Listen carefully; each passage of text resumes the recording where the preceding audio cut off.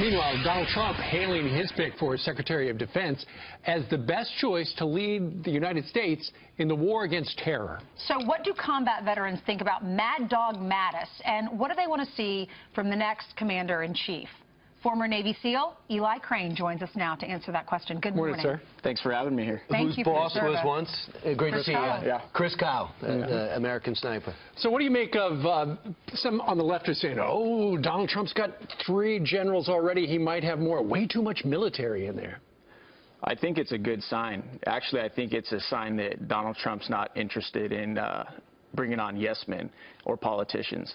I mean, Mattis is a legend in the Marine Corps, and you don't become a legend in the Marine Corps, one of the greatest fighting units of all time, without knowing what you're doing. And so I think that if, it's going to make, foreign leaders take us a lot more serious. Wow. Very interesting, because you mentioned your brother's a Marine, so the Marines mean a lot to you in particular. But this is what the naysayers are saying. Sorry, I'm going to talk about this in a second. Here's what the naysayers are saying. Generals are used to getting it done. When they're given orders, they get things done. They make sure things are done. And sometimes in the positions they're in, they have to say, no, this shouldn't be the way. Is that a legitimate concern? Yeah, absolutely. I think, what President-elect Trump is going to do is he's going to assemble the wisest generals and admirals in the land, and he's going to ask for a couple contingency plans and, plans on going forward, how we're going to do what we need to do.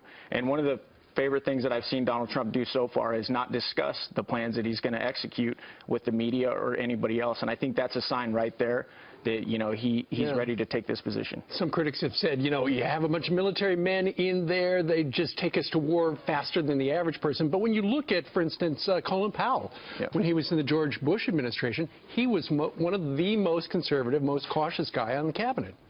Well, what people have to understand is they're going to give courses of action to President Trump, and then ultimately he's going to be the one making the decision. So it won't be the generals that make the final say. They'll just come up with the battle plan and, hey, this is what I think we should do, and then they're going to give him a bunch of courses of action, and then President Trump will make the final decision. So Eli was passing these out to us during the commercial break. Eli, what are these?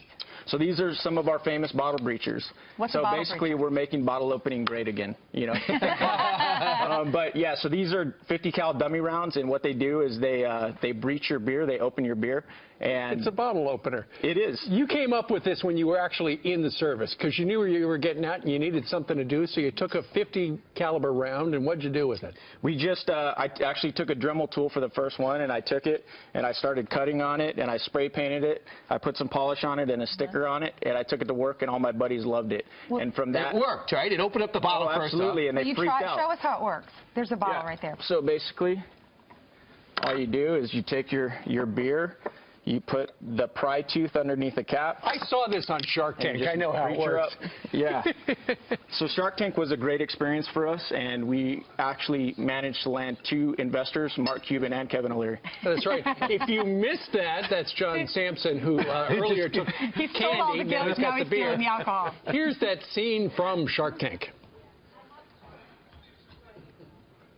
At Bottle Breacher, we make the finest, personalized 50 caliber bottle openers on the market.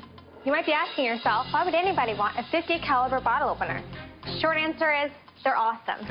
We're each going to put in $75,000. You got 2 sharks, no contingency. We're going straight in. Go right to work.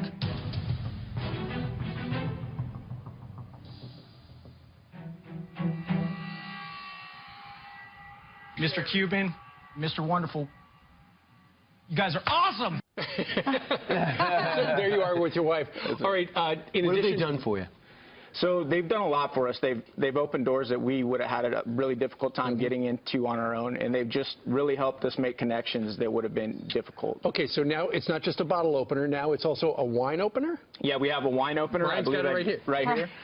We have this wine opener, and all of it's made right here in the USA. We have a pin.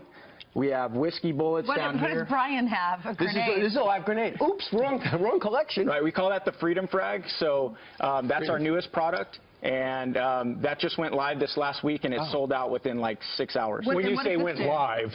Right. I mean, we launched the product. Okay. This is a bottle opener as well? Yes, ma'am. All right. Eli, if people would like to support your business, where's your website? Go to www.bottlebreacher.com and, help us make bottle opening great again. Seal-turned entrepreneur. Great job. Fantastic Thank you, guys. story. I appreciate it. Thanks for your service. Thank you. Bye. Thank you.